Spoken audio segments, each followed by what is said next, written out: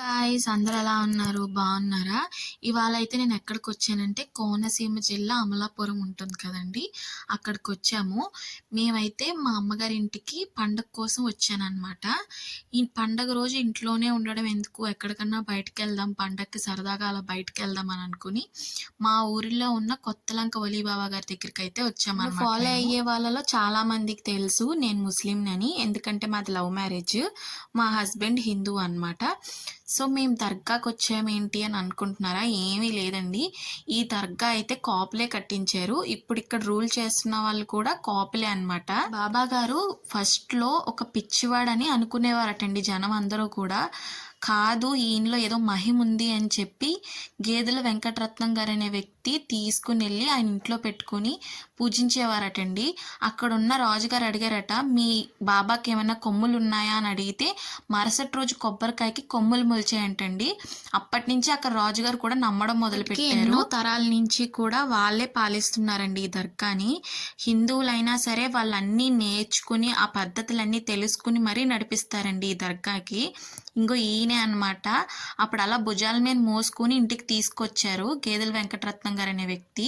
వీళ్ళంతా కూడా వాళ్ళ కుటుంబ సభ్యులు అన్నమాట. పుట్టగానే పుట్టెంటుకలు తీయించడానికి హిందువులందరూ గుడికి తీసుకెళ్తారు కదండి, అలా ముస్లింలు కూడా ఇలా తీసుకొస్తారనమాట. దర్గాలకు తీసుకొచ్చే పుట్టెంటుకలు తీయిస్తారు. దర్గాల్లోనే మ్యాక్సిమం మొక్కుకుంటారనమాట. ఈ ఒక్క దర్గానే కాదు, చాలా దర్గాలు ఉన్నాయన్నమాట. వీళ్ళంతా కూడా వాళ్ళ కుటుంబ సభ్యులు. గేదెల వెంకటరత్నం గారి తరతరాల వారసత్వం అనమాట. ఇక్కడే తీయించారండి. నాది కానీ మా అక్క పుట్టెంటుకలు కానీ ఇక్కడే తీయించారనమాట. మా నాన్నగారి పేరు కూడా ఈయన పేరే అనమాట. అహ్మద్ అలీ షా మా నాన్నగారి పేరు.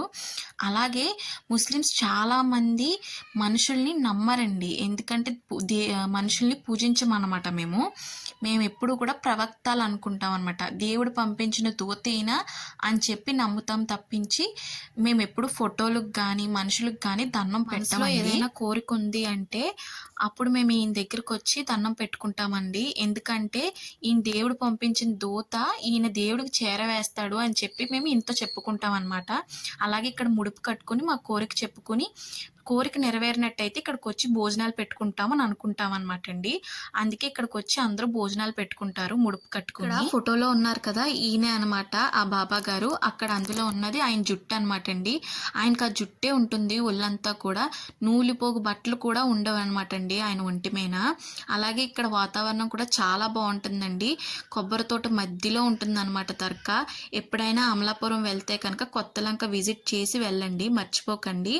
మీరు నా వీడియోస్ చూస్తున్నట్టయితే ప్లీజ్ డూ సబ్స్క్రైబ్ అండి. Thank you for watching.